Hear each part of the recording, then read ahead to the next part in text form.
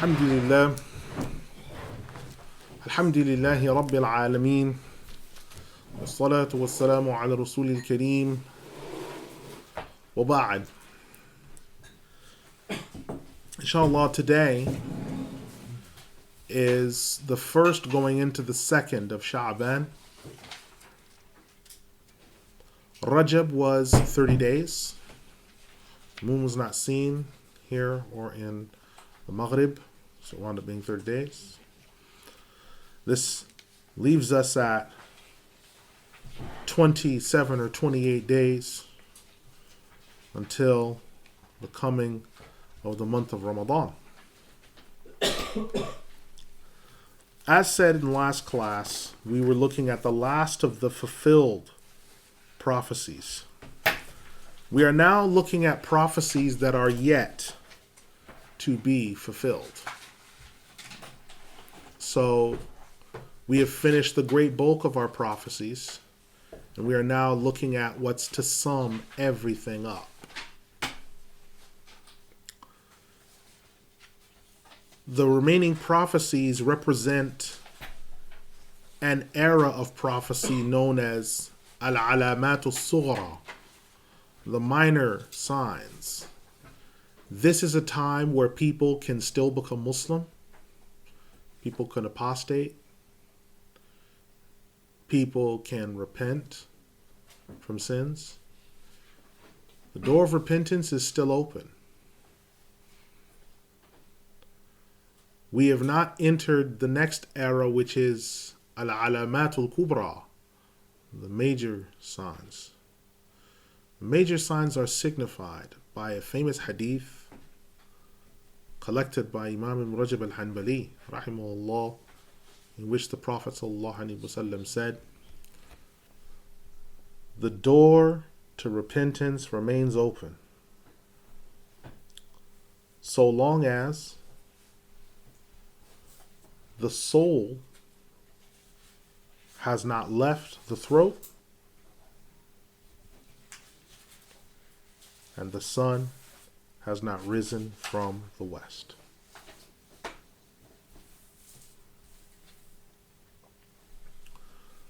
So the signs that are the major signs will be coming with and after the sun rising from the west. We are still in Al-Alamat Al-Sughra, the minor signs. Repentance is still possible. People apostate, people become Muslim. People come back from their apostasy. People enter into their religion. This is still possible. This is what we're looking at right now. We're still in this era. Now, among these prophecies of going from 1416 into the future, we have a prophecy regarding Arabiya becoming green again. This prophecy was made 9 AH. Abu Hurairah radiallahu anhu narrated that the Messenger of Allah sallallahu alaihi wasallam said, "The hour shall not come until Arabiya returns to being green gardens, meadows, rivers, and streams again." This is collected by a Muslim in Al-Jami' Al-Sahih. Imam Abu Abdullah Muhammad ibn Ahmad Al-Qurtubi, who died 671, rahimahullah, he said of this, quote, "This is a narration regarding their way of life coming to an end, and there shall come to be places of shrubs laid, wells dug, trees planted in abundance, and the building of palaces and holiday residences. And Allah knows best." Close quote. This is taken from the Sahih Muslim Bisharh al-Nawawi, Volume 3, and At-Tadhkira bi Ahwal al-Mawta wa Umur al-Akhirah, Volume 3, pages 1237 to 1238. Now, someone could say, well, hasn't this prophecy been fulfilled because parts of Arabia now have this? They have palaces, they have these things. Yes, that's correct. Parts of Arabia have this. But the Prophet ﷺ said he didn't put any tab'id, any partitiveness to the prophecy.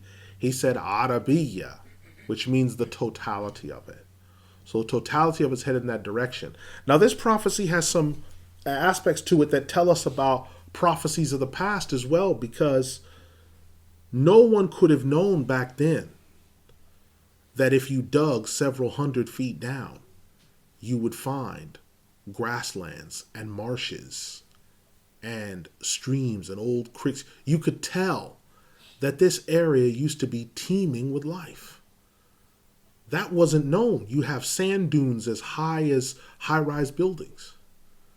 But you dig down deep enough, you find this old part of civilization. So the fact that you can tell the Messenger sallallahu alaihi wasallam has been given this information from the unseen, this news of the unseen. So it stands to reason some powerful, powerful information, because you couldn't know this unless there was a Lord who gave it to you.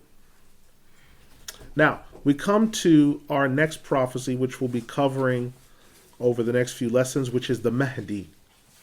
The prophecy about him, Al-Imam al-Mahdi, the prophecy about him was made 9AH.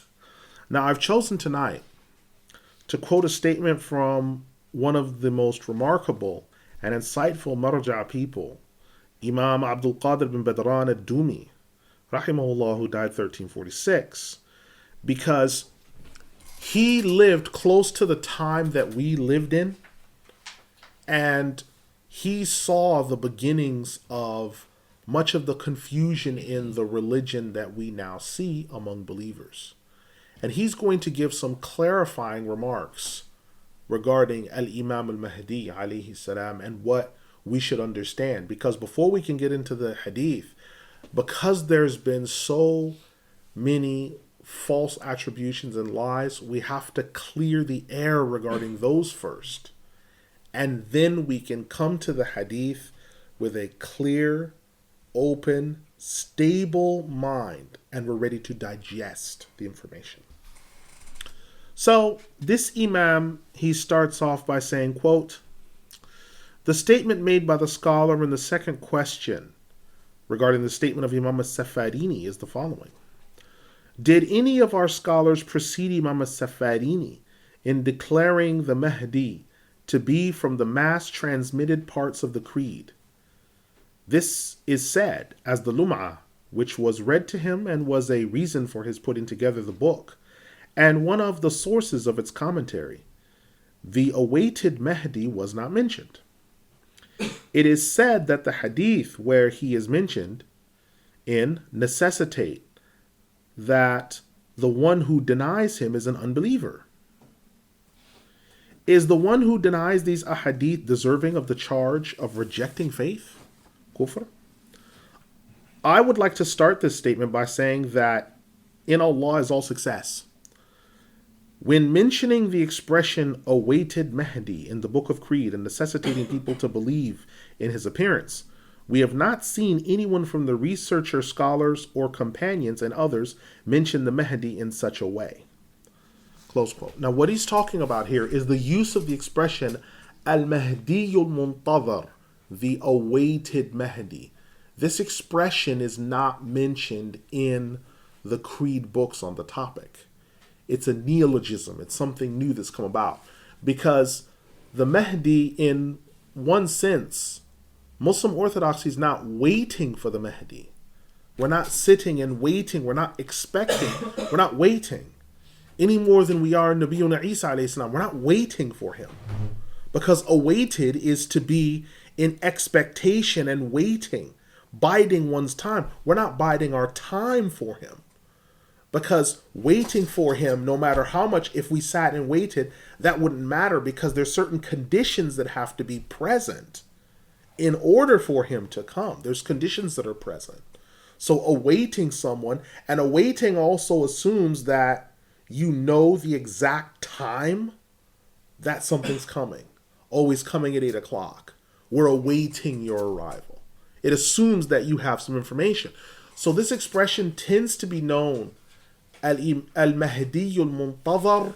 It tends to be used by 12er Shia, which the Imam is going to show. It tends to be used by them because they believe that Muhammad al-Askari, who went into the well in Samarra and they say he's still alive after 1,000 years. He'll be coming back. So they're waiting for him. That's why they use the expression Al-Mahdiyu Muntazar. That's why they use that expression. The Sunni people have only recently started using it. And when scholars use the expression, they don't mean Mahdi al-Muntazir in waiting for him. They're meaning that they're waiting for the last of the Khalifas to bring the Khilafah for the last time. But both expressions are the same. Both expressions are the same. Imam Ad-Dumi rahimahullah goes on to say, quote, "But some authors follow those who authored preaching and warnings, mentioning the signs of the end of time, and they declared him to be from the mass transmitted texts, as a matter of preaching, admonition, and warning, and this has become convoluted to the common people. It is in this same vein that Imam as-Safarini traveled when putting together his text on creed, his commentary, and it is a blind spot for some people. So in one moment, when you see him as purely Athari, he then does something that makes someone call him a Sufi initiate. In the next moment, when you see him as a Sufi initiate, he says something that will be classified as Ash'ari and verbose." Close quote. What he's talking about here is two things. The first thing is his creed is a blind spot for some people because you have to remember that was written in 1183, that creed text. Now, the laity today versus the laity then are different. And this has become a blind spot because people don't know how to read. So this 2-volume big book that was written by him is advanced theology. And it's something that you read after having done, say, smaller texts along the line of these and other things like this. You memorize smaller metans. Then you go to a big text. But what happens when people start doing mass printing is they started just going straight to this book, opening it, and just reading it. So it's become a blind spot for some people. Not because of the imam, but because of the people. And then when he says that at one minute they say he's this, at another minute they say he's that. The reason why is because of the sectarianism that's gripped certain sections of the Muslims. So it's like, oh, why is he saying that? That's a such and such thing to say. And then, oh, he must be with this. That's seeking to label people. And the reason why people become confused by Imam as-Safarini is because he is from Muslim orthodoxy. So he's standing firmly in the middle of that tradition. And so when people see someone who's firmly established on the religion and that person is firmly standing inside of Muslim orthodoxy's principles, what in Arabic is known as Ahlul Sunnah wal Jama'ah, they say, well, he believes this, but then he believes this, and he believes this. Oh, he must be confused. Because for them, their idea of what Islam is for some of the laity is that you agree with them on all points. He agrees on all points. Or he agrees with our Shaikh on all points. No. He says this, oh, well, the Ash'aris say that. Yes. And if the Ash'aris are correct in that, then that's what I say. Well, but the Maturidis, they say this. Well, then that's correct. Because you're following the standpoint of the early generations and the evidences. So all the cults that you see, it may be that Ahmadis do charity in great abundance. Well, you're with the Ahmadis because you're always doing charity. No. The Ahmadis and I happen to coincide on that point. Not because I'm an Ahmadi, but because in that area, the Ahmadis may be correct. Well, the Twelvers, they love the household of the Prophet ﷺ, and you always mention them. Well, yes, because that's the correct thing to do. But my agreement with them has nothing to do with the fact that I am one of them. Any more than the fact that you and your neighbor both drink water and your neighbor's a kafir, does that make you a kafir? This is false reasoning. So this is what he's trying to put together. The Imam goes on to say, quote, so in one moment when you see him as purely Athari, then he does something that makes someone call him a Sufi initiate. In the next moment when you see him as a Sufi initiate, he says something that will be classified as Ash'ari and verbose. One can gather this and other affairs from his methods that he follows, which are known by someone looking in his books. And what no one falls into simple partisanship reading his books, except by taqleed, not based on knowledge. So may Allah have mercy upon him in this matter. Now, for a number of years, this text and another were due to be written, and some of our brothers from the people of Qazan have asked me solely about this issue in respect of a number of things. I thought about a careful and detailed reply, along with the ahadith narrated on the topic of the Mahdi. I have then made it clear which ahadith are authentic and what is for and against them. Indeed, I am going to give a general statement on the topic that will clarify, in summarized fashion, the ahadith that As-Safarini will be citing as proof with his notes on some of his proofs. Let me start in a deliberate fashion when discussing his notes. This is about the last pure Imam. The Imam says, "The seal of the Imams whom there shall be no Imam after him shall be just like the office of the Prophet ﷺ, in which there is an end to the prophethood and messengership, and there is no prophet or messenger after him." This statement uses the terminology of the Sufi initiates with some deletion and replacement. The origin of this wording is a popularly known statement narrated by the signposts of knowledge. Among them is the Hafiz Abu Mansur Abdullah ibn Muhammad, known as Ibn al-Walid al-Baghdadi al-Hanbali. Close quote. Now, this was a major theologian. He died around 420 Hijri. So Imam As-Safarini is sort of leaning on him as a source of sort of terminology. He's using him as a source of terminology. Okay. So Imam Adumi goes on to say, quote, his book on the topic is entitled Al-Haraz wal-Mun'ah. Imam al-Baghdadi mentions within the book that the Prophet ﷺ gave glad tidings to his uncle Al-Abbas ibn Abdul Muttalib and said to him, "So I shall be sealing the prophethood. There shall be a child from you that will seal the Khilafah." There is another narration in the text. Do you not know that the Mahdi is from your children? You now stand informed of that this is a narration from him ﷺ, and that there shall be the appearance of the Abbasid Khilafah, and that the end that shall be is the end of the Arab Khilafah, and it shall move to trusteeship, monarchy, and sultanates. The matter is just like what the Prophet ﷺ made mention of, and the end of the Abbasid Khilafah. The end of this came at the hands of the tyrants, the kings of the Tatar, their leaders being Genghis Khan, Ghazan, and others like them. This is further strengthened by what was collected by Imam al-Daraqutni in Al-Ufrad from Uthman radiallahu anhu from the Prophet ﷺ that he said, "The Mahdi is from the children of Al-Abbas, my uncle."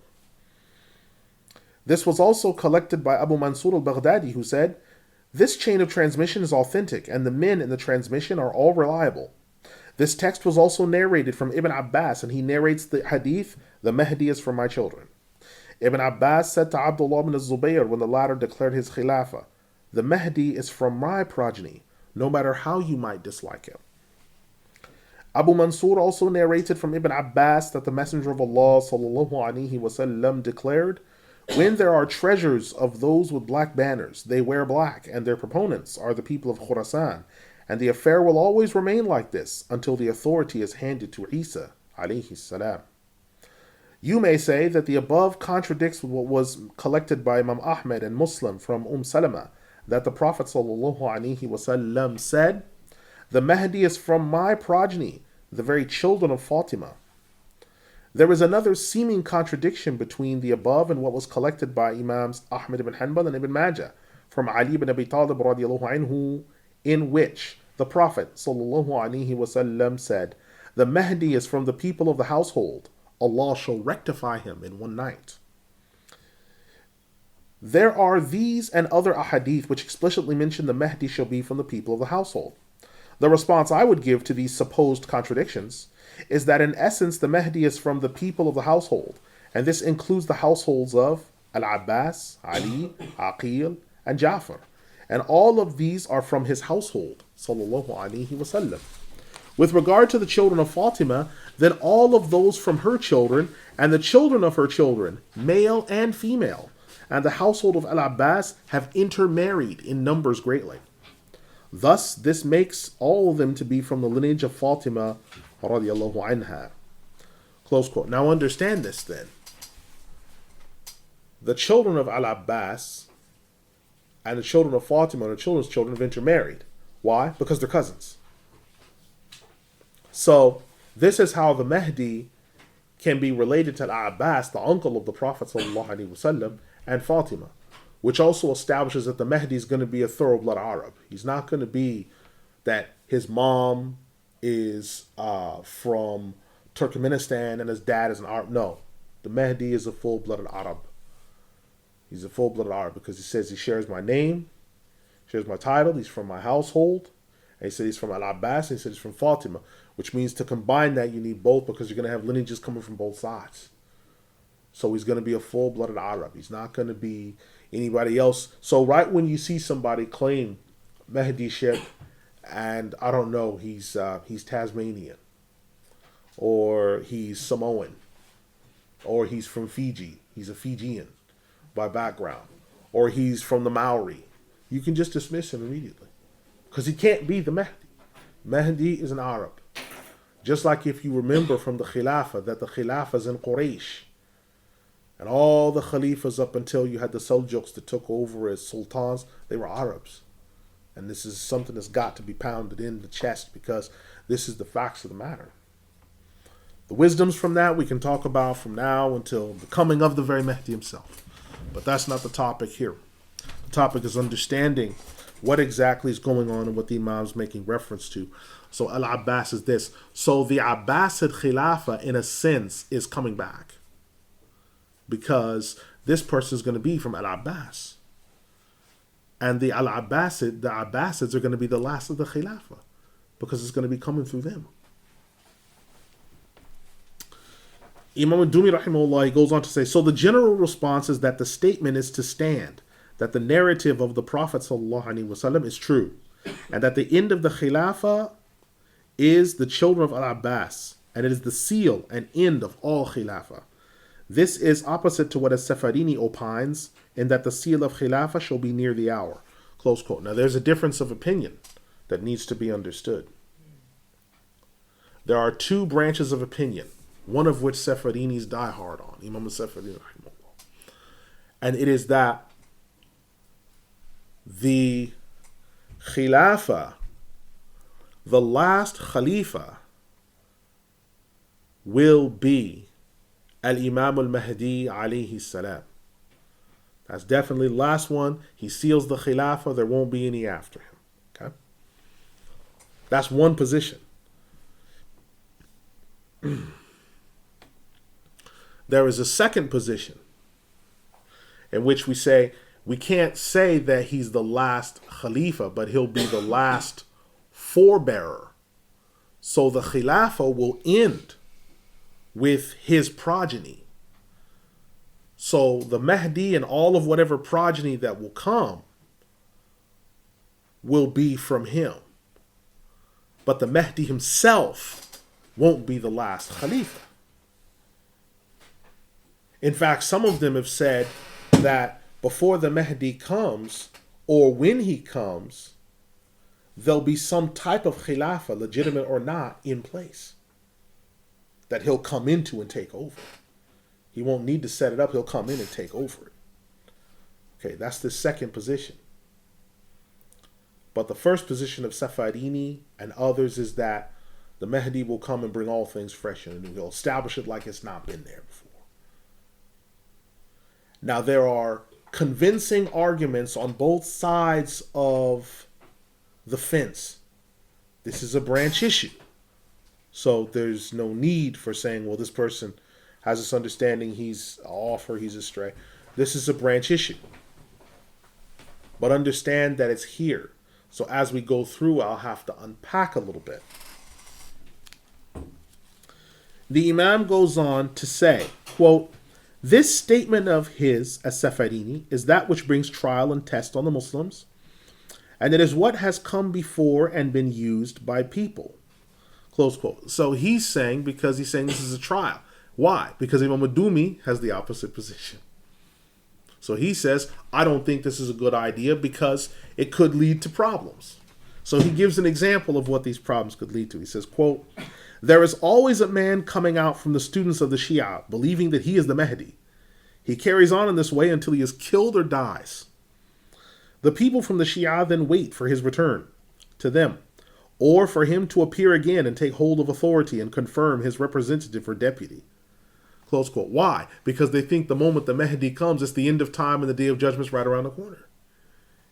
So Imam Adumi is saying, you see what this is doing by having this understanding. It's leading to people inadvertently thinking, oh, when the Mahdi comes, that's it, it's all over, it's finished. Which is not Imam al-Safadini's position, but the Imam is saying it could be taken to be that. Because it's like, well, if the Mahdi is the last Khalifa, that means that's the last of everything. That's it, it's over. And that's not his position. His position is the last Khalifa. And then after that, it's passed to Nabiyyuna Isa alayhi salam. And then when Nabiyyuna Isa alayhi salam dies, then there's the cool wind. And then there's all these other things. But because he says he's the last Khalifa, it could make people think that, oh, it's the end of time and everything else shall elapse. So the Imam goes on to say, quote, what tends to happen is that the deputy of these people claim to be the real Mahdi. This then leads to further tribulations and general trial. Likewise, in times not long ago up until our time, there has not been a single time devoid of claimants to the Mahdi, and the claimant disputes and divides people, spills blood, and convolutes affairs. Much of what happens to be revealed about this is that the claimant is wrong, and it is clear that this is also used as an instrument in the hands of the enemies of the religion, and a ladder that can be climbed by them in order to realize their objectives in the lands of the Muslims. Close quote. What he's talking about is people taking advantage of these false claimants to Mahdiship. Remember, he's around during the early part. Now, who's around during this time? Ghulam Ahmad of Qadian, who at one point claimed to be a Mahdi of sorts. Right? You had a false Mahdi, and who took advantage of him? The British Empire. To use him to try to get people to give obedience to them, because Ghulam Ahmad of Qadian said it's haram to rise up against the British authority. They are the authorities in the land. You can't rise up against them. They're because they're people of the book. You can't mistreat them and all these other things. We have treaties with them, right? To say, oh no, India's not Dar al-Kufr, it's Dar al-Islam, because we're being ruled by the people of the book. See, all these things were used by people. You had a false Mahdi that rose up in Yemen. So when at the time he's writing this ruling, he's explaining all these things. So the Imam goes on to say, quote, the caller to the truth does not have his voice heard, nor is his call heeded. The innovator is given free rein, open gates, and is given all manner of power and long-standing availability. The Mahdi of the Sudan has already come about, not long ago, but this was claimed by some to not be true in order to assist the English in their occupation of Egypt. Close quote. Now understand that. He's saying the Mahdi of the Sudan, he's come, he's a valid one. Right? He's a type of Mahdi, he's come. But there are many people who didn't believe it. Think to yourself, if you speak to Muslims in the English-speaking world about the Mahdi of the Sudan, how many of them know about this? That he was a forerunner. What? There's no one doubt. Or how many, oh, he's a false Mahdi. How many people have had their minds tampered with in this way? Because of the false claimants to Mahdiship have become abundant.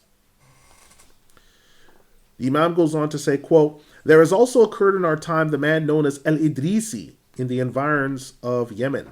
Then he went around for a period of time until it came out that he was a helper and agent for the Italians. This claim of being Mahdi was an expression for the destruction being brought about by the unbelievers against the Muslims. Evil indeed are the claimants to being the Mahdi, and wretched are such claims. No one goes in such a misguided path except ignorant preachers and claimants to knowledge. They fill the minds of the laity with these scrap heaps and tidbit speeches, to the point that none remains except few that are able to differentiate between the truth and the falsehood. Close quote. So part of what the Imam is blaming is ignorant preachers and claimants to knowledge that are prattling on and on about the Mahdi's coming this year at Hajj. The Mahdi's coming at this time. The Mahdi's here already.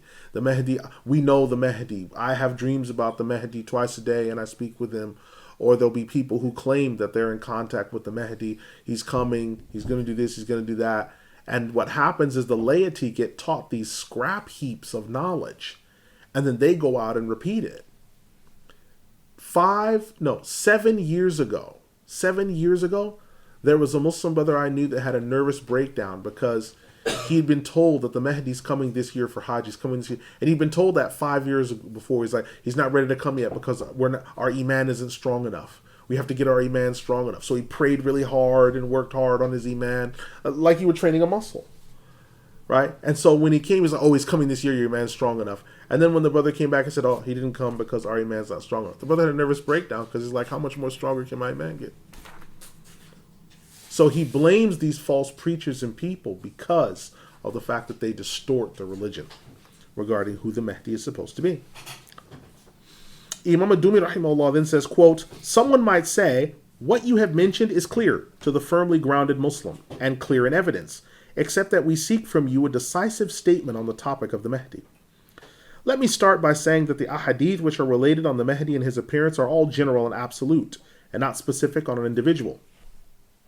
They are, in the furthest point, giving evidence on that there shall be a man that appears from the people of the household of the Prophet ﷺ, as you know from the previous evidence. His appearance shall be at the time of mass disputation among the people, oppression in the earth. He will then fill it with justice after that point. To speak in a general sense, at the time of mass disputation of people, appearance of oppression and tyranny, anyone who acts with justice and righteousness, rebels against oppression and tyranny, could be called a Mahdi in a sense. This does not negate there being a number of people of righteousness, but at the same time this refers to an individual as mentioned in the ahadith. This is the case, as these ahadith refer to a number of people and not one individual. Close quote. Now understand then, the Imam is saying we're talking about the Mahdi. There is the general Mahdi, but there is more than one Mahdi. We already established that in one of the lessons where the Mahdi of Sudan came up. There's more than one Mahdi. There's the one who will be the Khalif of the Abbasids, but there's also forerunners who will be called Mahdis of a type. There will be three. There's going to be more than one Mahdi. So he said, it's not the hadith that mentioned one individual, is talking about the one from the Abbasids. But don't think that there's only him. There will be other Mahdis.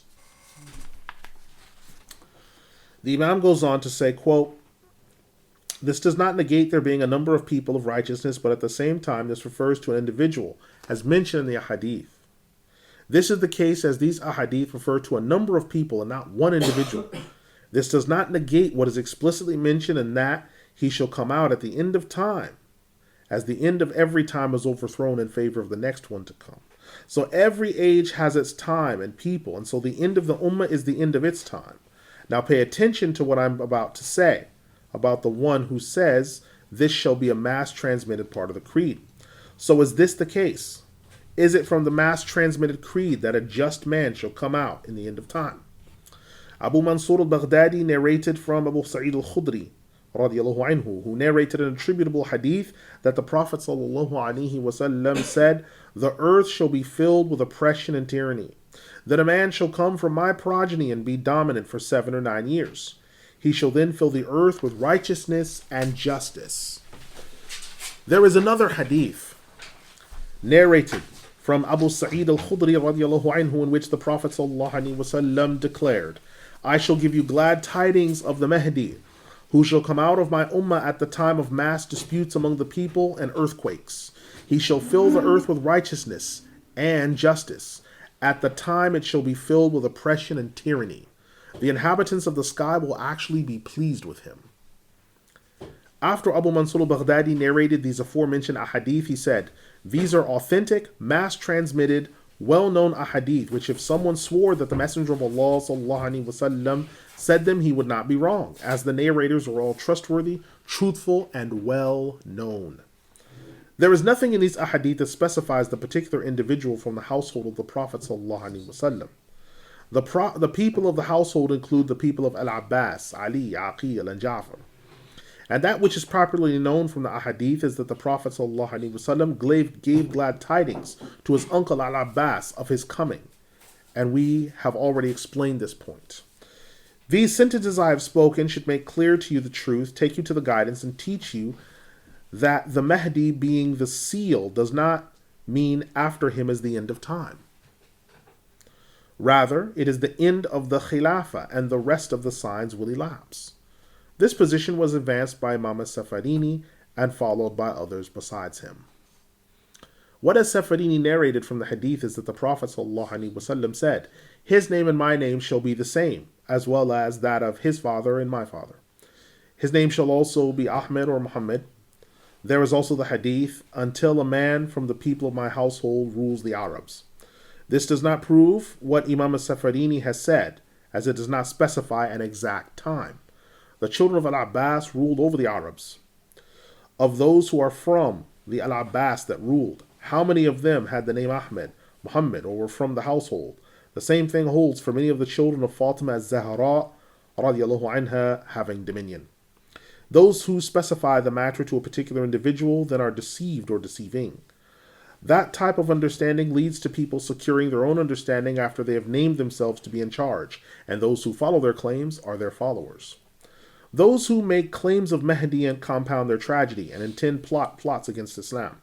These false claimants manifest Islam, and the Shia people tend to incline towards them and submit to their words, as they understand themselves to be showing love to the household of the Messenger of Allah sallallahu alaihi wasallam and showing enmity to those who oppressed Ali radiallahu anhu.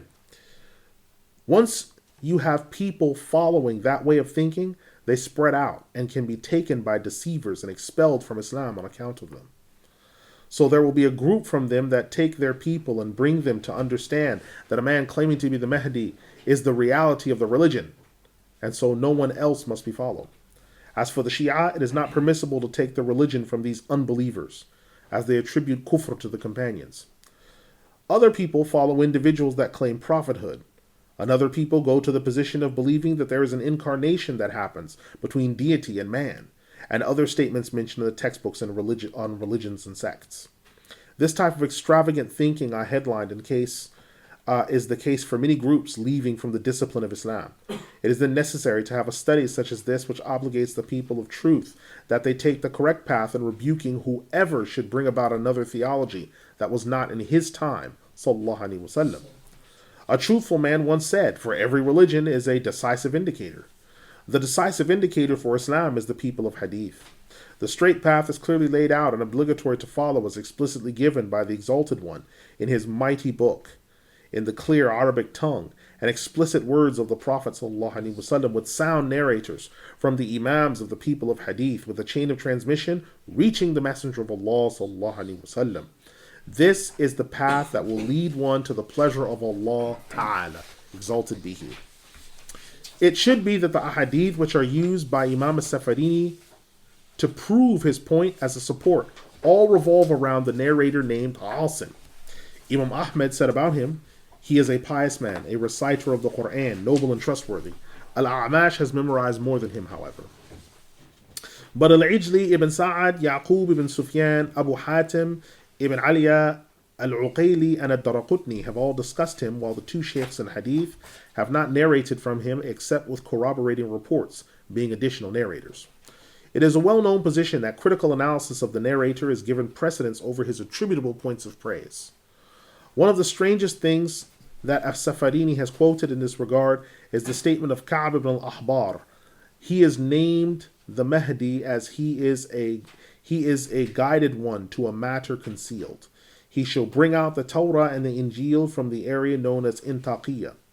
Now, look at a man such as this, who writes down the points of creed, but is then mistaken by using these matters as generality of evidence and making Ka'b al-Ahbar from a source of evidences. This same man put in his books a hadith that speak of matters, and some of which are fabricated. If this had been left in his book, Al-Buhur al-Zakhira, and put in under a section on benefits and insights about the state of the Mahdi, that would have been better for him and safer in discussion. The reason this is said is that the books of creed are books of theology that are not meant to have speeches or admonitions and philosophical dialectics within them. Whoever should consider history and reality will come to know that all of what is mentioned of this sheikh and his benefits has come and cannot be exhausted. Close quote. Now, what the sheikh is talking about here is, if you're looking to establish, because Lawami al-Anwar, this textbook, this 2-volume textbook that the sheikh has, this text, Lawami al-Anwar al-Bahiyya, والصوات والأصوات الأثرية شرح الدرة المضية في عقيدة الفرقة الناجية فرقة المرضية. This text is a theological text. So he said, you wouldn't use Ka'b al-Ahbar as a direct statement. You'd use him as a supporting argument. He said, but he's quoted him as a supporting text. He said, rather, it should be that he's at the end.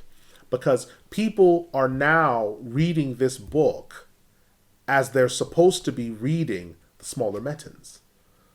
So the Imam is clarifying what As-Safarini meant, but also bringing up the fact that Imam As-Safarini, because he's writing for an audience that can grasp these things and knows to go back and research because they've memorized the necessary mutun, the people that are now reading this don't know that. So they're just taking the text and misunderstanding it. So now Imam Ad-Dumi's clarifying these matters. He clarifies it further that, listen, if he had taken this and put it in Al-Buhur al-Zakhira, which has more clarifications on matters, he's saying that would have been safer. Okay, safer for him. Safer for him and safer in discussion. Why? Because the people reading the text wouldn't have been possibly facing being led astray. Not for the fault of Imam As-Safarini, but the fault of laymen that are going to pick up things and misinterpret. The Imam goes on to say, quote, the same Imam wrote that As-Sufyani is a title of Yazid ibn Muawiyah ibn Abi Sufyan. This is one from the tribe of the Kelb. This is due to the fact that his mother, whose name is Maymun, is from the Kelbi tribe. What is authentically narrated on the news of the Mahdi also centers around incidents in the life of Ibn al-Zubayr and other things in detail that need not be repeated. What now remains is that it is mentioned that the Shaikh As-Safarini mentioned in his important notes close to the end of the text on the topic. There are many ahadith on his appearance, meaning the Mahdi, with narration at so many different levels that it reaches the level of mass transmission by meaning alone. This has been established as such among the scholars of the Sunnah until it is counted among their theology. The Shaykh then mentioned a hadith which was narrated by Ibn al-Iskaf from Jabir that is attributable, in which the Prophet ﷺ said, whoever denies the false Messiah is guilty of kufr. Whoever should deny the Mahdi is guilty of kufr. I would like to say that this hadith attributed to the narrator Jabir was narrated by Abu Bakr al-Iskaf in Fawaid al-Akhbar, reaching to Malik ibn Anas from Muhammad ibn al-Munkadir from Jabir. Abu Bakr himself is classed as a fabricator and baseless among them. With all that being said, Allah knows best regarding the authenticity of the chain leading to Malik. In Tahzeeb al-Kamal, it's been said that Al-Iskaf is Sa'ad ibn Tarif Al-Hanbali Al-Kufi. He was declared to be weak by Imam Ahmed and others. It now becomes clear that from one side this hadith is fabricated, and even if it is not narrated that he is a liar, he is certainly called weak on every account. It is not fit for him to be used as a supporting evidence alone, as done by As-Safarini. This methodology is clearly revealed in most of the books of the Sunnah, even Al-Jami' al-Kabir by Al-Hafiz al-Suyuti, which are devoid of rare and divergent hadith, and if they are present, they mention them. So in this area, As-Safarini did not do so. Close quote. What he's talking about is a hadith that has two narrators that's narrating an incident. One narration is fabricated and one's weak. He said the Imam As-Safarini did not indicate the rest of the information here, which it should be, but he didn't mention this in his book. Why? Well, because Imam As-Safarini is writing for a crowd that's going to go away and look for these things. The crowd that's coming after that Abdul Qadir Ad-Dumi is talking to aren't doing that. They're coming to the book, reading it, not going away. So there's two possibilities that are happening when they're reading the text. One is they're reading the text and saying, everything in here is as it is and is literal. Take it away just as it is, without any reflection on the metan, the other metans that make up this text. The other option is they're saying, well, everything in here is unreliable because we know Abu Bakr al-Iskaf has been said to be weak in certain instances. Neither of those positions are true. So Imam Ad-Dumi is saying, listen, you can't take that away from the text. So Imam As-Safarini didn't do this. So now Imam Ad-Dumi is clarifying some of the points that he's given. He says, quote, Now let us consider the statement of Imam al-Safarini. There are many ahadith on his appearance, meaning the Mahdi, with narration at so many different levels that it reaches the level of mass transmission by meaning alone. This has been established as such among the scholars of the Sunnah until it is counted among their theology. We will say that it is necessary to safeguard the definition of mass transmission by meaning. We do not find a meaning for this besides sophistry, if not defined rightly. If the intent of the term mass transmission by meaning is that the meaning of the matter is mass transmitted without any unified wording, there is no meaning for it. This is because this is the case as mass transmitted has levels of narration. The narrations can be broken into being truthful by narrators, although there is a lie in its essence, while it is divided into mass transmitted and sole narrator. This means that it is divided into different categories according to the wording. Thus, a text with the different subject matter without the text cannot be called a text by the consensus of the people of knowledge, as the meaning kept in people's minds must be established, as long as the bearer does have truthfulness, but the statement itself has some untruth in it. The scholars of usul, among them the scholar of Tufi, say explicitly that mass transmission is not valid with the scholars of knowledge, not having found the necessary parts of it to grade it as such. Our support is not based on the narratives that may not have benefit for us, that we do not have at all. The scholars have dependence on the narrations and discussions, and it is of the same caliber as the position that the world is created. We are able to look into the situation and know that it is created, which is the opposite of that which we can know by the five senses. Some people specify this understanding over others. The narrations fall under this ruling, benefit the listener with certain knowledge that he would not normally possess. There are levels of knowledge that he cannot witness directly, but he has a way of knowing it through other means. An example of this would be the affirmation of faraway places, like China with respect to Marrakesh, or the amount of time passed between ourselves with respect to the time of the Prophet Musa alayhi salam.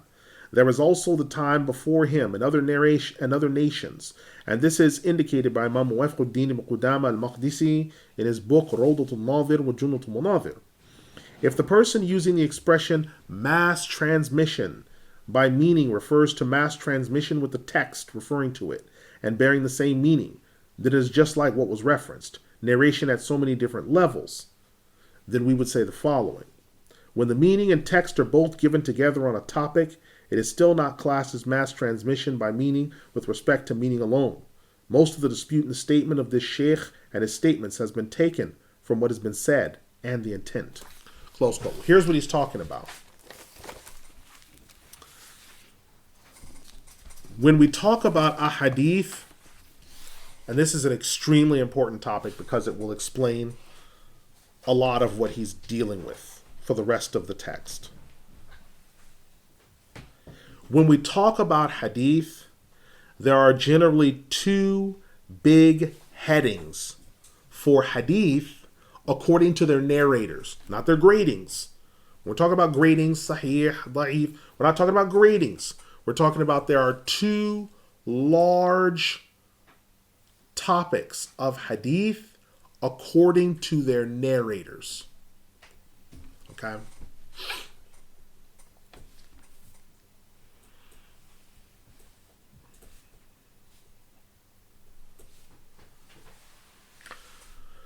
The first type is called mutawatir.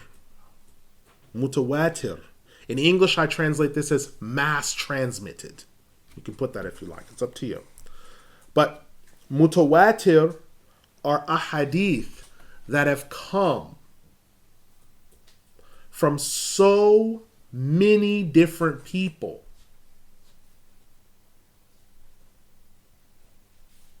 and so many different chains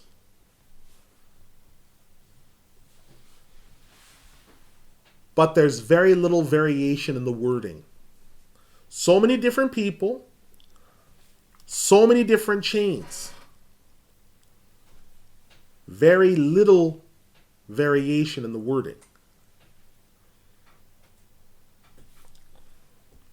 To the point. To the point.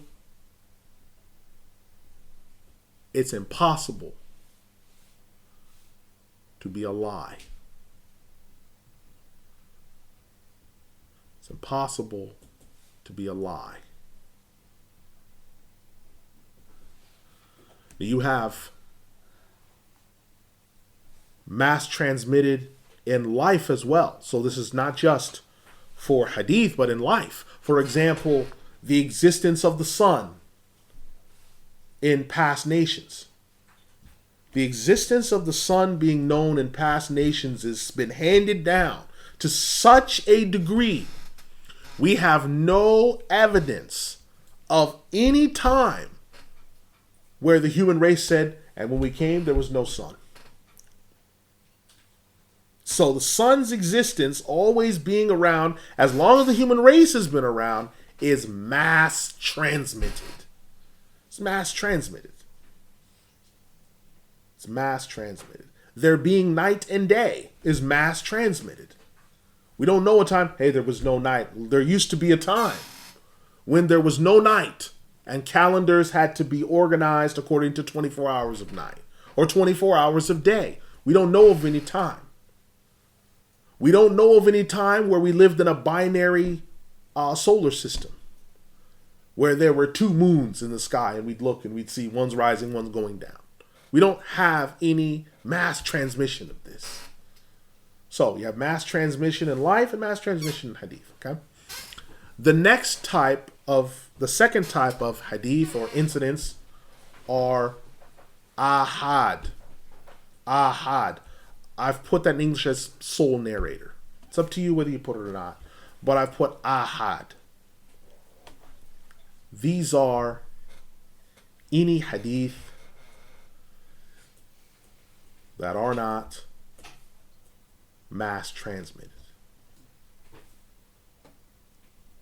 Any hadith that are not mass transmitted. Now that we have this understanding,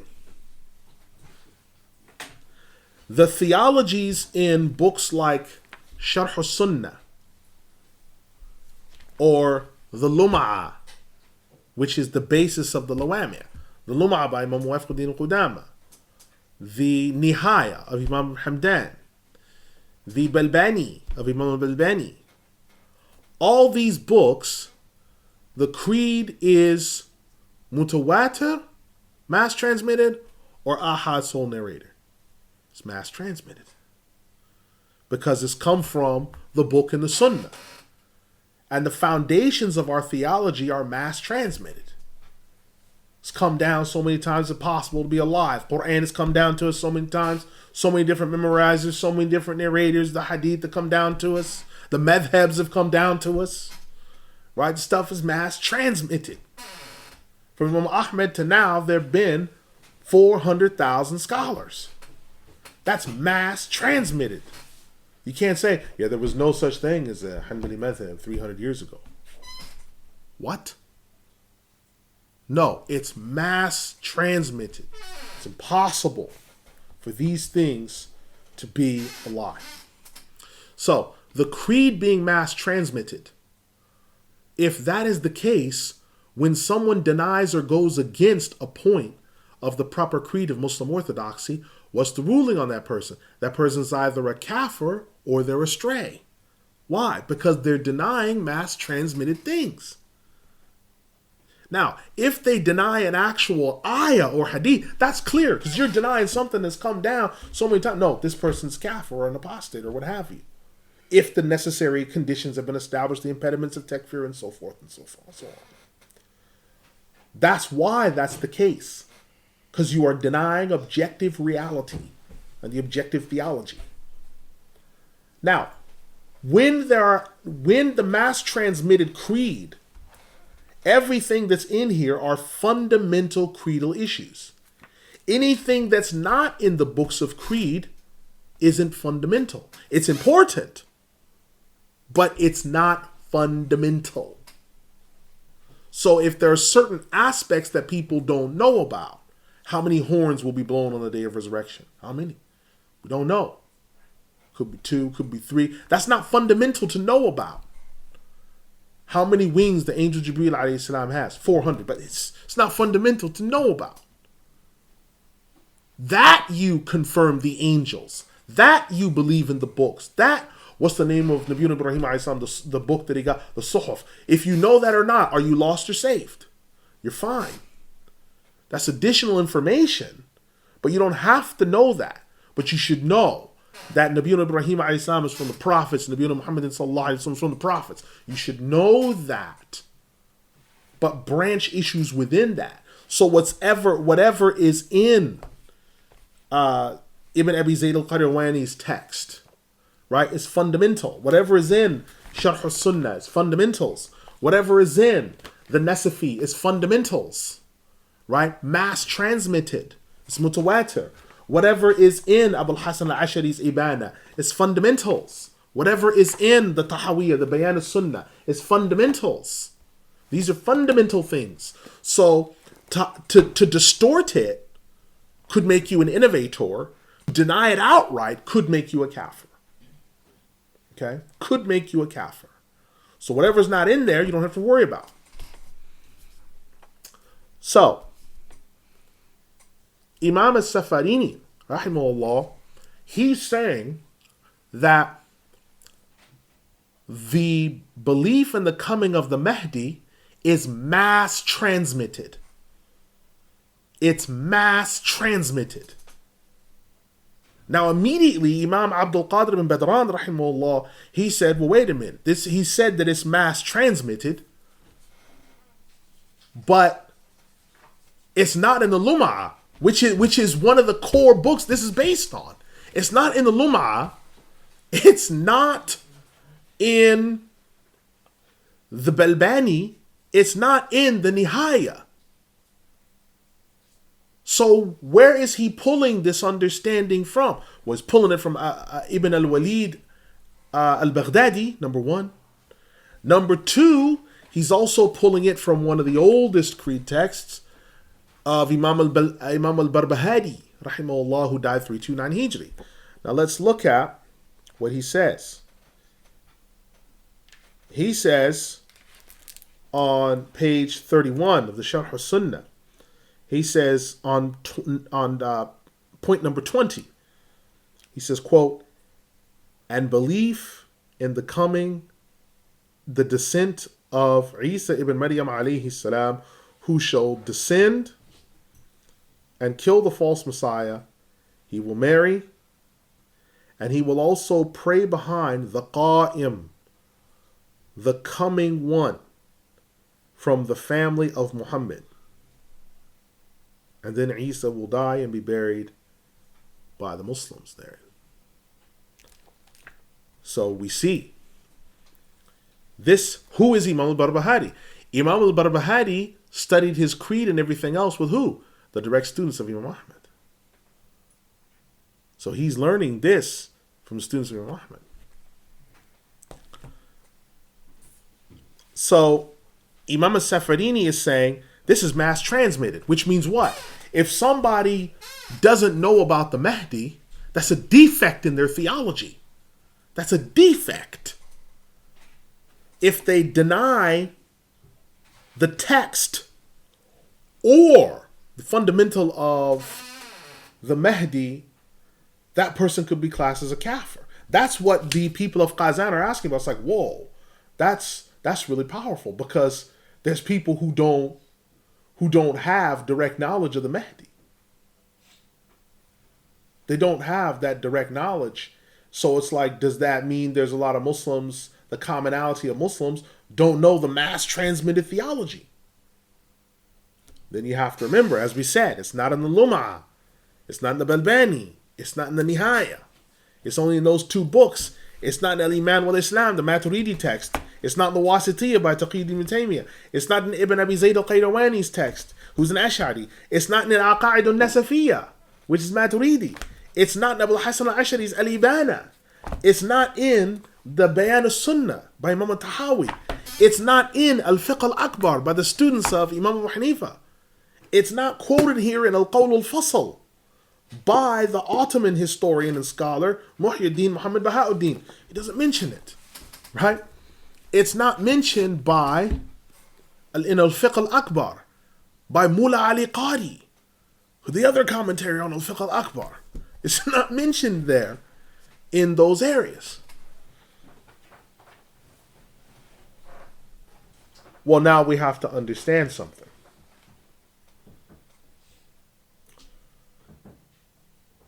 There is another classification that scholars have for incidents and hadith. This is called mutawatir, or mass transmitted by meaning. Mass transmitted by meaning. And here's what mass transmitted by meaning means. These are individual hadith that are ahad, sole narrators. But there are so many of them in such abundance, although they have variant wording, to the point that it's at the level of mass transmitted, but the wording is different. So, Imam As-Safarini says the coming of the Mahdi is mass transmitted by meaning. Same understanding of Barbahari, same understanding of Ibn al-Walid al-Baghdadi. But it's an issue of mass transmitted by meaning. Now, mass transmitted by meaning, Imam Adumi is going to say, mass transmitted by meaning is not really mass transmitted at all. Because you still don't have the numbers and everything else that you're going to have in mass transmitted by text. So it's still a sole narrator. It's still ahad. So he puts the ahadith on the Mahdi under ahad. Which means what? Which means that it's under creed, but it's included under other areas. So for example, if you look in the Lum'ah, the Nihayat, the Balbani, when they mention Nabiyuna Isa alayhi salam, that should be a trigger in your mind. Oh yeah, the Mahdi as well. Because the Mahdi is part of that, but he's not a sole part of it. He's part of that. So whenever you find texts where the Mahdi is not mentioned, it's not because they deny the Mahdi. It's because the Mahdi is a sole narrator ahadith. So it goes under, oh yes, Nabiyuna Isa alayhi salam and the Mahdi will be there at this time as well. It goes under there. And that's the position of Imam Adumi. And he's going to explain why there's this dispute, why there's this argument. Because if you hold that the Mahdi is mass transmitted theology, that means it needs to be stressed hard. That means that it's on the same level. Knowing about the Mahdi is on the same level of knowing about Al-Masih ad-Dajjal. It's on the same level. You got to know about it. It's on the same level. And denying it's the same level as denying the coming of the Dajjal. It's the same level as denying resurrection of the flesh. You remember, آمنت بالله وملائكته وكتبه ورسله واليوم الآخر, or البعث بعد الموت والقدر خيره وشره. If you go against that, that's mass transmitted theology. Imam al-Safarini is saying Mahdi's at the same level as that. Now, there's a dispute in this area. It's at the same level as mass transmitted. Someone denies the Mahdi, that person's kafir. He's not upon the right creed. Or he's deviant because he doesn't know who the Mahdi is. Right? So that's where this is coming from, this dispute. And it's important because it colors people's understanding. All right? Now, Imam Ad-Dumi rahimahullah, he goes on to say, quote, the scholars of Usul from our school and others mentioned the mass transmitted texts have three conditions to be fulfilled, as discussed by Imam Abu Muhammad in his book aforementioned. The mass transmitted texts bear three conditions. Number one, that it's necessary knowledge that is supported by the five senses, and we can know this, like in the case of the creation being temporal, the prophet speaking the truth, and there does not result any knowledge for us based in their narrations. Number two, that the text and its other matters in the description are clear and well known and generally known. The number of people is at a high level, as the narrations and news of the people of every age is independent in itself. It is necessary for this to be in conditions as the event is established. With this said, certain knowledge does not result for us to take as truth the statements of the Jews, although they narrate much from the Prophet Musa alayhi salam on account of their lies and denial of the abrogator and completer of the law that they received. Number 3, the number of people which have reached the level of mass transmitted. What he mentioned of mass transmission by meaning does not reach these conditions. So we then have to say what has been mentioned by some of the scholars of Usul in that mass transmission texts can be grouped into 2 areas: mass transmission by wording and mass transmission by meaning. It comes from a body of people that it is impossible for them to gather together on a lie, and there are numerous different matters, but they all share in the event that was witnessed. For example, a man from Hatim gives someone a camel, but another said he gave a horse. Someone else says he gave a dinar. So look at the matter carefully. Close quote. Now what he's saying is mass transmitted in meaning, because Imam Adumi is going against it now. He's saying, listen, if you take mass transmitted in meaning, you're saying that there's many different people, but you're agreed on the event. Something was given. So he said in one event, he said the man gave a horse. Another one, the man gave this, a man gave that, a man gave a dinar. But everyone's agreed that something was given. There was a man and something was given. He says this is what you're putting forward if you adopt this position. The Imam goes on to say, quote, this is mass transmitted. There is mass transmission that something was given, as those mentioning this incident all mention and share in that there was something given in this case. The ahadith about the Mahdi, according to the statement of Safarini, all share in it being mass transmitted with the presence of the man, although it does not mention the exact time nor place. Nor is there an explicit narration on the expression awaited Mahdi, nor explicit statements on his attributes. The people of Hadith have spoken in general that there will always be a group of this ummah upon the truth that shall not be harmed by those who abandon them. There's also the Hadith that Allah shall always bring the harvest of this religion that shall act in His obedience. Thus, whoever would be doing this would fit the classification of a type of Mahdi.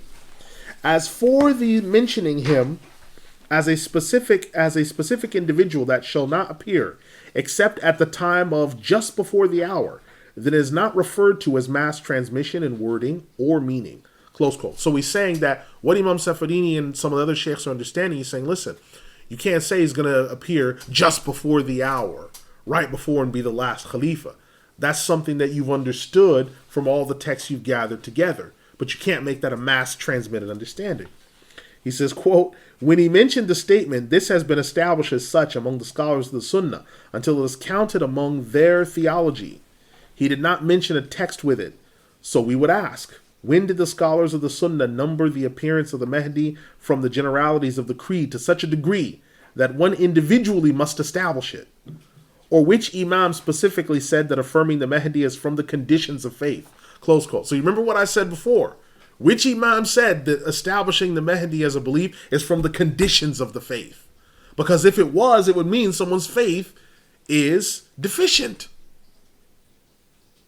But if they're confirming the generalities of it, just like, for example, if someone said, I believe in all the angels, amantu billahi wa malaikatihi, I believe in all the angels, then they find out that there's an angel known as Malik. Was his faith deficient? No. Because he did what? He affirmed the generality of the angels, didn't he?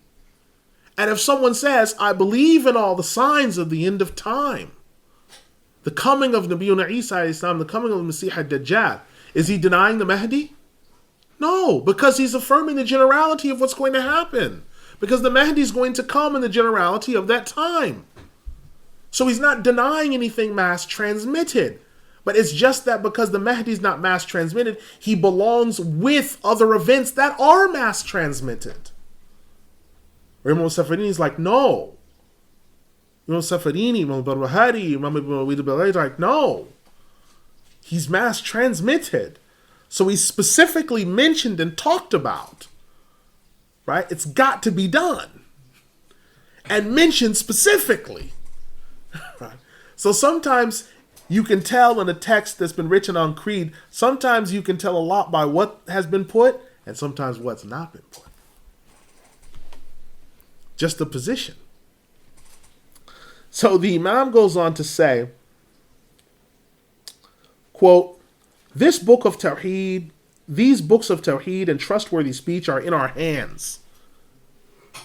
These researches of Imam Ahmed, which were narrated from him by his companions and mentioned vigorously by Al-Qadi Abu Ya'la in Tabaqat and followed by Ibn Rajab Al-Hanbali, Ibn Muflih, and Ulaymi. These are all his narrations. These are the very books of the religion by the very leadership of the Hanbali scholars and some others. We do not find anyone mentioning the awaited Mahdi in the books of creed and the foundations required as conditions of the faith. Indeed, most of these did not mention the signs of the end of time in the books of creed, as they tended to put this under admonitions and reminders, except a few scholars. The end result of this is that the Mahdi is not mentioned in the book of theology as a condition, except the Twelvers and other Shia, or a small portion that speak of their creed without these considerations in mind. Someone may mention that indeed Imam al-Safarini in his wording about the Mahdi is following the Sufi initiates in the wording that is ambiguous. I would say that this is possible, as can be seen in the wording, but this can lead to a mistake as well, as the ancient fathers that were Sufi initiates did not dispute any of this, but restricted their speech to striving with good deeds that comes about in the deeds from different conditions and states. Remember that this could be misconstrued as the statement of the Twelvers and other deniers of the Shia in preferring Ali radiallahu anhu, declaring his imamship and claiming that he was given preference over everyone else in the will of the Prophet sallallahu alaihi wasallam, and disavowal of the Sheikhs Abu Bakr and Umar. After this, these same people obsessed in the doctrine of the infallible Imam coming. There were many books put together on this topic, and then came the Ismailiyah, who claimed that the Imam to come had deity, an incarnation of the divine. Others claimed he will return from death through reincarnation, while others await one he will come after he has died. Still others await some infallible Imam to appear in the household, and they take a hadith about the Mahdi and convolute it with this falsehood as well. Then there appeared some among the latter-day Sufi initiates, matters that came about in the matters of Kashf, without the five senses, speaking on incarnation and soul existence. These same people shared in the same doctrines of the Twelvers and other Shia in the divinity of their Imams, incarnation of the divine within them, and so forth. And they claim to have the Qutub of the age and the high-ranking saints among them. Close quote. Now what this is referring to is the Imam said, if you look at what's happened by exaggerating about Imam al-Mahdi, it's led to all these extremities. It's led to all these tribulations. And he said, to the point that, he said the Sufis and the Shia became unified at one point. Because the Sufis had all this speculative theology, and so did the Shia. And so you started finding all these Shia Sufis who started unifying. And then this doctrine about the awaited Mahdi, him being an infallible Imam. You'll hear people who have, and this comes from Shia and Sufis kind of blending.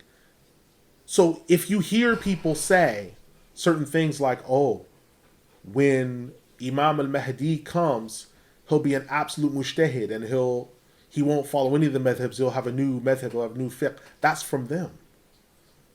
Because there's no listing of the Mahdi being a mujtahid or no listing of that. When the Mahdi comes, he'll be infallible. And because the position of imama is greater than the position of prophecy. Because they're the guardians of prophecy. When you hear people say that, you're like, no, that's wrong. That's totally wrong.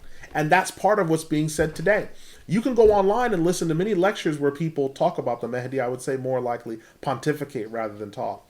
They pontificate about the Mahdi, and they'll say, oh, when the Mahdi comes, he'll be an absolute mujtahid, and he'll start a new fiqh. He'll come and he'll delete all the fiqh of the past, and he'll do all these different things. He will come, and some of them said he'll come wearing the cloak of the Prophet ﷺ, and he will unify all the Sufi tariqas into one. And it's like, where is all this coming from? It's coming from that. The same thing that comes from Sufi saying, well, listen, when you come and give us bay'ah, you need to hold this sash and everything else. That's not from Shaykh Abdul Qadir Jilani or Imam al-Suhrawardi or Imam Mu'inuddin Chishi. That's not from their way. And they'll say, well, yeah, but it's kind of like the madhabs. I mean, new things come. It's like, no, that's not a new thing. That's not just a new thing. And that's not a new issue that's come where it needs fatwa. You're actually adding something that was not there previous and making it part of the deen in a way that it was not. A fatwa is extracting what's already there. You're adding to something. No, you need to wear this green sash. That tells us that you are from so-and-so. Or you need to throw this over your shoulder and wear this so when people see you, they will know that you are Ba'alawi. Why do people need to know that I'm Ba'alawi? Hey, you can't go to that dhikr majlis because the dhikr is different. It's too powerful for you. What are you talking about? These are things that have been added in. They've come in. You need to do this wird. Why do I need to do? We all do this wird. But it's 3.5 hours. You need to do this wird. Say Subhanallah 5,000 times. Say La ilaha illallah 4,400 times. And sometimes when they're giving you this information, they're giving it to you as if they're saying, say it 10 times. Say La ilaha illallah 60,000 times. And they're saying it like it's something light. You know how long it'll take to say La ilaha illallah 5,000 times if you're concentrating? Subhanallah. Say Ayatul Kursi 400 times. So these things have become unified and put together. And he says it comes from the fact of, number one, people misunderstanding texts because they've jumped to them because they think when they look, oh, I don't need to read and memorize this little metin. I'm not a baby. I'm 20-something years old. I've finished college. I've gone for my hairdressing and my nursing degree or what have you. So I can read this with the best of them. Not realizing that there's a whole backstory to this. So they then misunderstand this. And there's differences of opinion that you need to understand from Safarini that he makes clear but doesn't always indicate because you're supposed to be at a researcher's level here, a muhaqqiq. So you're taking it, yeah, that's the way it is. That must be what it means. Then you're adding it. Then you meet Shia people, we believe in the Mahdi as well. The one to come, the infallible one, the awaited one. Oh, wow, we have something in common, mashallah. I knew the Shia and Sunnis weren't that far apart. And then fitan start to arrive. So he's saying you have to be careful. Right? Now, the Imam says, and then as a final point, he mentions that some claim that they have the qutub of the age. There are people who are Sufi initiates and Shia initiates. They call him the Qa'im. The Shia say the Qa'im. Every age there's a Qa'im, and he speaks to the Mahdi in the morning and the evening. Okay? The qutub is supposed to be the greatest Sufi of the age. And qutub means like the spoke of an axle of a wheel. And this is the greatest Sufi of the age. He's the Sultan of the Awliya in every age. And they have like deputy Sufis, deputy Awliya, and there's all these different breakdowns that go into things. But people invest heavily in them. And that's why when you talk about the Muraja or the Abdal, it's like, no one knows who the Abdal are. Only the Sufi saints know. No, that's not true. And people go after you because you're going against this doctrine that's been built up among the Shia and among the Sufi initiates that have become ensconced. So the Imam carries on by saying, quote, it is as if the Shia mixed with these initiates and started speaking together about Imams and spiritual annihilation, and they both drank from the same cup of the Shia. They bathed their religion in the ways of the Shia, innovated tariqas which they brought about, using elaborate rituals involving the sash and other affairs which smack of the stench of the Shia, and filled the books of the Ismailiyah and latter-day books of the Sufi initiates and the texts of the Fatimiyya about an awaited, infallible Imam. Some of them quoted each other and affirmed one another, but all of it is building on flimsy principles among both groups.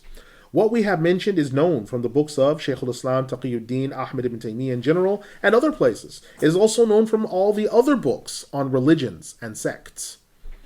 So this discussion is what was intended by Imam Safarini by mass transmission by meaning. And that is what he meant when he said the Mahdi is the seal of the Imams, whom there shall be no Imam after him. You may ask what should be said regarding the ahadith narrated regarding the Mahdi. I would say that the situation is clarified in great detail in our text, the clear binding proofs and answer to the people of Qazan.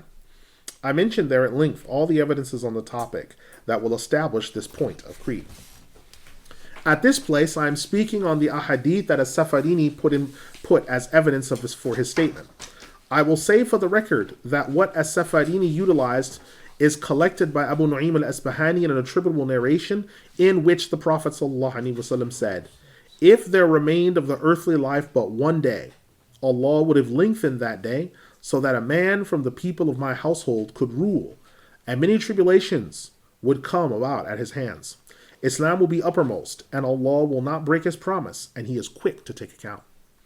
He also mentioned that Abu Amr al-Muqni narrated from the hadith mentioned by Abu Hurairah, Qais ibn Jabir from his father, who narrated from his grandfather, in an attributable hadith in which the Prophet ﷺ declared, "The Mahdi shall come from my household. He will fill the earth with justice, just as at the time it shall be filled with tyranny." This is collected by Al-Hafidh Abu Nu'aym in his book, Fawaid, Al-Tabarani in his Mu'jam. There is also the hadith of Abu Sa'id al-Khudri with the same account as collected by Abu Nu'aym, as well as Ibn Abbas, narrating the same wording in a hadith collected by Ibn al-Jawzi in his work, Tarikh. There is also the hadith of Ali ibn Abi Talib, as collected by Imams Abu Dawood, At-Tirmidhi, and An-Nasa'i in their Sunan collections. Imam As-Safarini says the following: "It is narrated from whoever mentioned it from the ranks of the companions and others who did not mention them, with chains of transmission in different pathways, and from the followers and those who came after them, that leads to it being considered certain knowledge. Belief in the Mahdi appearing is compulsory, just as is acknowledged by the people of knowledge and collected in the creeds of Muslim orthodoxy, and even the Shia believe it."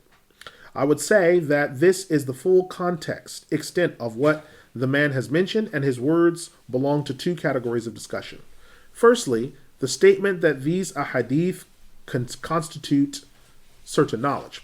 We have to start off by saying the authenticity of the ahadith which are used are safe from doubt, but do not constitute certain knowledge. I'm surprised at the man that would serve hadith his whole life and then reach this level, and with that not clarify the knowledge of the narration is separated into mass transmitted and lone narrator reports. The mass transmitted is that which leads to certain knowledge, and it is compulsory to confirm it, even if there is no other text for it. There is nothing in the text that are non-intrinsically and factually in and of themselves, except the mass transmitted.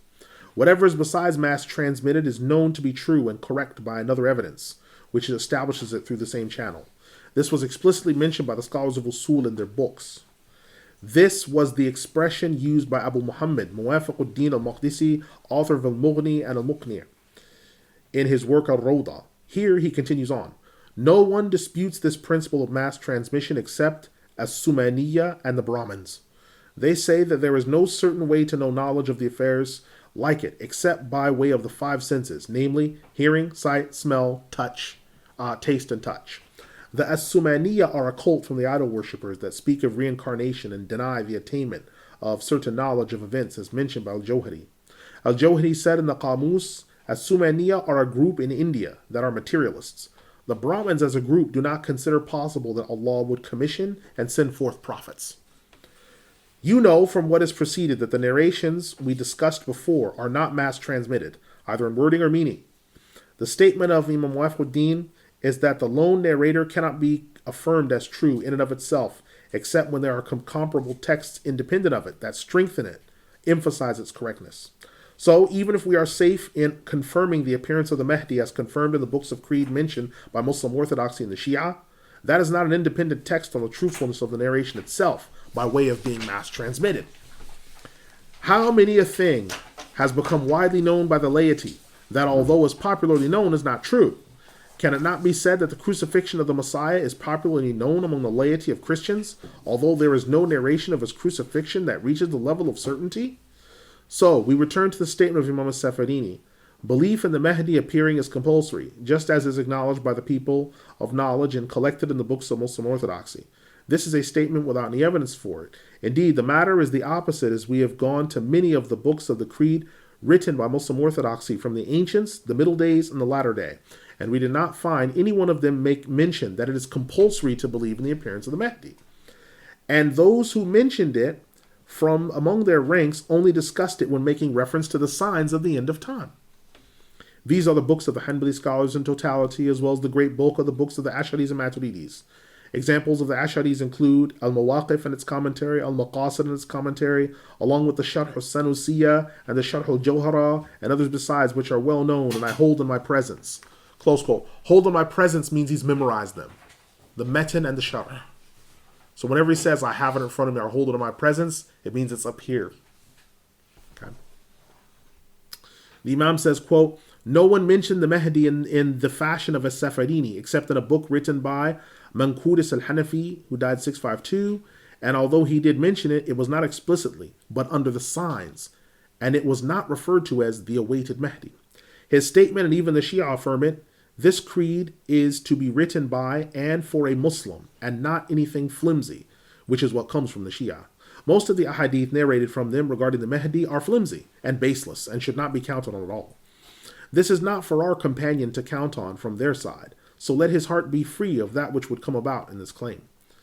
Close quote. What he's saying is, it's correct what he said in that, okay, the Shia confirm the Mahdi's coming, but their understanding of the Mahdi is so distorted, you shouldn't even mention them as a proof because they're liars and their claims are flimsy. All the narrators they have of the Mahdi are liars, and someone could inadvertently take this text and say, you see, even Imam al-Safarini believes in our Imams. Because if you say we both believe in the Mahdi, that's true, but it's not true. Because we both believe in a coming Mahdi. But I don't believe that it's Muhammad al-Askari. I don't believe that. The Sunnis don't believe that he's in a cave in Samarra and he's coming, and when he comes back, we don't believe that. We believe he's a man who's yet to be born or will be born and that will come. So when we say we both believe in the Mahdi, that's true, but it's not true. It's true, but it's not true. Like when we say that, like when someone says to a Christian, well, the Muslim and the Christian both believe in Jesus. There's ishkal in that statement. That's true, but it's not true. Because when a Christian says Jesus, he's thinking second person of the Trinity. Light from light, true God from true God. What, we affirm that as Muslims? No, we're saying la ilaha illallah. No, we as Muslims believe in the Messiah. We don't believe in Jesus.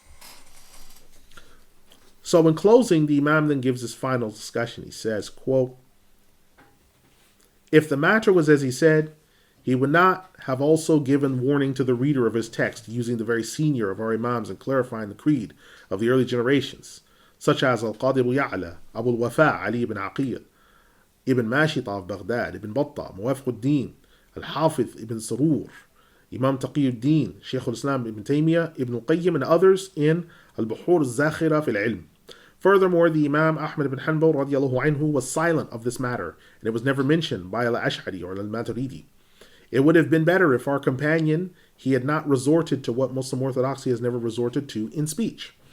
We can say at this point that what was narrated by the Shaikh Mar'i ibn Yusuf al-Karmi in his book Fara'id al-Fikar fi al-Mahdi al-Muntadhar, from Abu al-Hasan Muhammad ibn al-Husayn, that he said, there are mass transmitted ahadith, and they have numerous narrators on the topic of the Mahdi, does not have a root or principle for it. So understand that the mass transmitted ahadith are few indeed, and few are present in their narrations on the topic. Then we put forward the statement of Ibn al-Salah. The mass transmitted is strengthened in its presence by the hadith that affirms, whoever should lie against me intentionally, then let him take his place in the fire. Collected by a Muslim. Ibn Hibban rebukes the presence of a complete hadith that met the conditions of mass transmission. Al-Hafidh ibn Hajar al-Asqalani mentioned that from the mass transmitted are the intercession, the hawd, seeing Allah, the exalted be He, in the hereafter, and no one from the hadith scholars found an explicit set of ahadith on the Mahdi that met the requirements of mass transmission. Likewise, there is the statement that there are numerous narrators is a claim without established proof, just as can be known from what was mentioned beforehand. Close quote. Now this is taken from Al-Uqud al-Yaqutiyya fi Jid al-Asilat al-Kuwaitiyya, pages 63 to 78. So, here's what we can take away in ending. We can take 5 things away from what the Imam has said. So I'll summarize what he said, although I'm not fit to. I'll summarize what he said in 5 ways, okay? Number 1, belief in the Mahdi is a part of the creed of Muslim orthodoxy.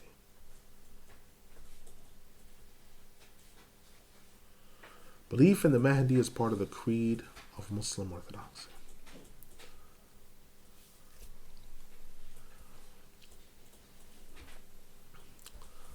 Some scholars make it part of the generality of creed. Some scholars make it part of the generality of creed, yani mass transmitted.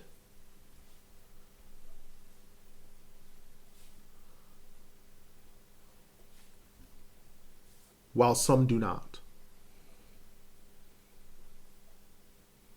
While some do not.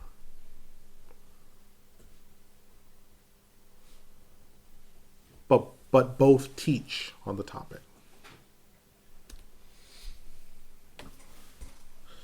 Now you can see, as long as I've been teaching, without me saying anything, you already know what my position is based on how I've taught on this topic. I don't have to say. You already know what my position is based on how I've taught. So that's the first of the points that should be taken away. Number 2 of the summarized points is there's a dispute over whether mass transmission in meaning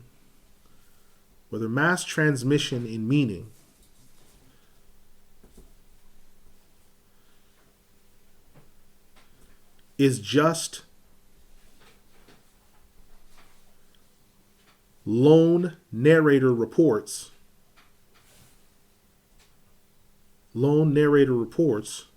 under a different name.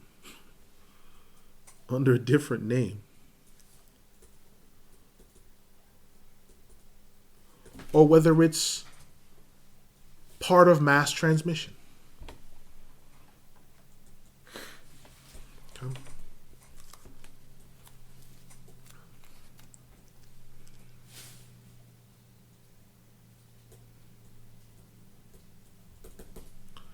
Number 3.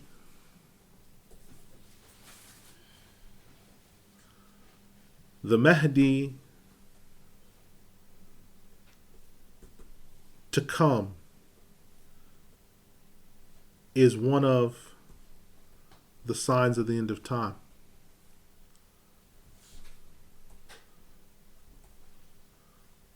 But is not the only Mahdi.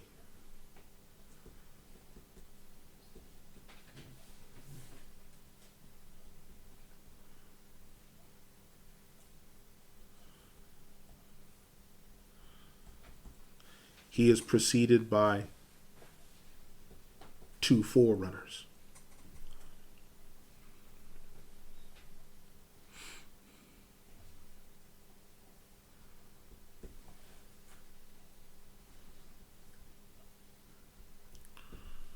Number 4.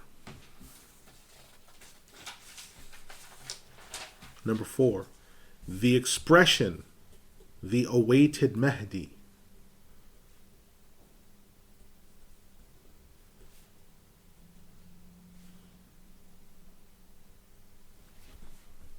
was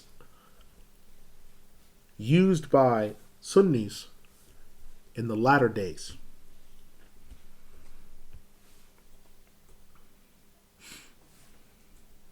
Sunnis in latter days to mean the third and final Mahdi.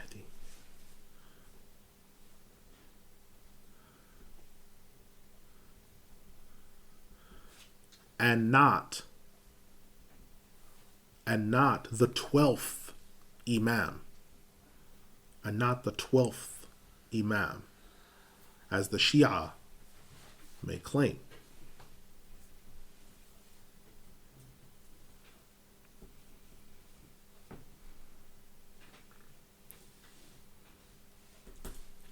Some scholars dispute whether this term should be used at all by Sunnis.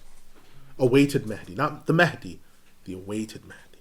Some scholars of Sunnah dispute whether this expression should be used at all.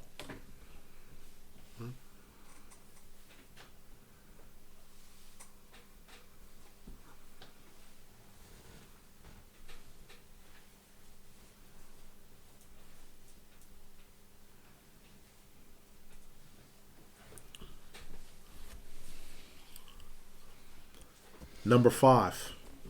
Number five. Fifth and final one. We do not know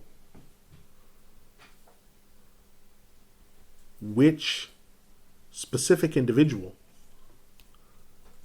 and time the Mahdi will appear in.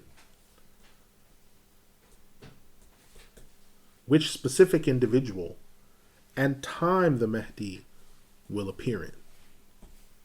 Meaning the last Mahdi, the final Mahdi. But we affirm. You see, the reason why I'm making that distinction is for the Shia, they already know who it is. So when they say, oh yeah, it's Imam al-Askari, you understand why I don't say it's a specific time? Because they're like, well, Imam al-Askari, what's the time? When he comes out of the well.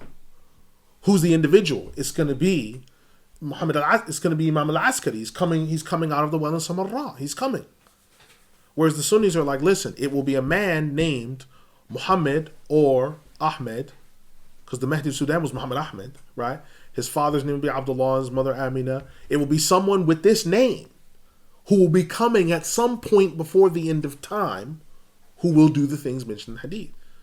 So we don't have a specific person other than these things or a specific time. We just know when we see these things, this individual will appear. Okay. Thus in closing,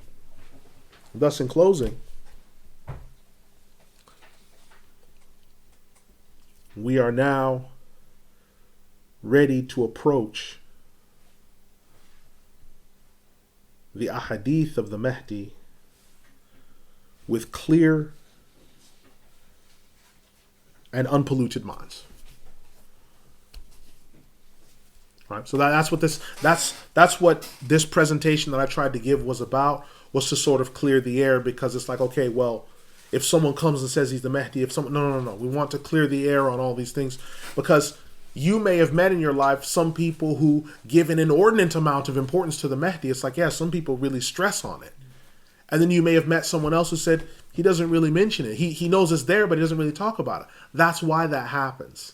Because there's this dispute of mass transmitted by meaning, mass transmitted by meaning, there's no such thing. It's just low narrator reports.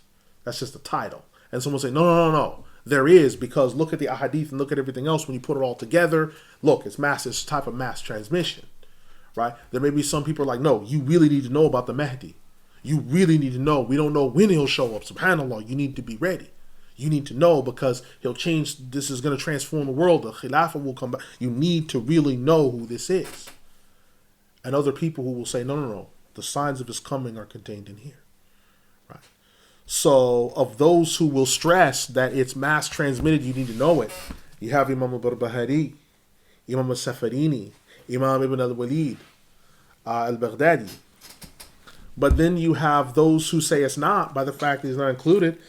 Imam al-Nasafi, Abu Hassan al-Ash'ari, Ibn Abi Zayd al-Qayrawani, Taqiyuddin ibn Taymiyyah, right? Abu Ja'far al-Tahawi, al-Khalil al-Baghdadi, Mullah al-Qari, right? Muhammad Bahauddin, right? As well as Imam Yahya Sarsari, right? One of the successors of Shaykh Abdul Qadir Jilani. And we know for a fact Shaykh Abdul Qadir Jilani, because in his theology, he never mentions the Mahdi as mass transmitted. He just mentions signs in the end of time, right? Which means that he doesn't have that position. If the Mahdi is specifically mentioned as a sign, then that means it's mass transmitted. Shaykh al-Qadir Jilani never mentions him as a separate sign, which means it's not to him, it's not mass transmitted. It's not mass transmitted to Imam Muwaffiquddin al-Qudama. It's not to Al-Hafidh ibn Surur. It's not to Imam al-Jawzi. It's not. But to these figures, right? Imam Safarini, Barbahari, Mar'i ibn Yusuf al-Karmi, he stresses it hard. Right? Al-Bahuti is not. Right? So for them, this is a theological issue that will come up. But we're all agreed on the generalities. It's in the level of emphasis you put on it. Because if you think, hey man, the Mahdi's mass transmitted, that means it's mass transmitted like people who were dead being animated in their flesh. Allah's names and attributes all being true and affirmed. The seal of the prophets coming. Nabi Adam alayhi salam. being created by Allah the Exalted in the paradise and such. It's at the same level as that. That means someone doesn't have it, they're deficient. If you go and take a census around the Muslim heartlands, how many people, hey, do you affirm the Mahdi is Muhammad Ahmed or Muhammad the son of Abdullah? There'll be details that they don't know. Oh, subhanAllah, he's off the deen. He's deficient in his deen. Because that's because you've made it. And that itself, now some people would say, I don't get into it. Some people would say that in and of itself is refutation enough. That the Muslims down through the ages as a body, as a majority, haven't held that. That's refutation enough of your position. Because if it was that heavily stressed, Muslims from the ages all the way down would have held it. But the vast majority of Muslims down through the ages haven't held that understanding. That's refutation enough. Right? So, I say all that to say, يقول قولي هذا استغفر الله لي ولكم أستغفر الله إن الله غفور رحيم يرحمني الراحمين. Again, I apologize for this sort of lead-in, but I felt that it was useful to have this so we could properly frame the topic on the Mahdi, because I looked online and in some of the books in English that are out there on the Mahdi, and it was just really worrying to me because I thought maybe there might be a lot of confusion out there, not just for us, but for other people who might listen that hear this lecture. So it's like, if we clear the air and get it all sorted out, when we come to reading the Hadith, we don't have things in the back of our mind thinking, well, I wonder about, what if. No, it's clear. We can enjoy the Hadith, make our notes on the matters at hand. Are there questions over what we've covered so far today? Yes. On page 2, the Mahdi, the last Hadith on the page, the Mahdi is the one from people of the household. Allah shall rectify in one night. What does the second part of that Hadith mean?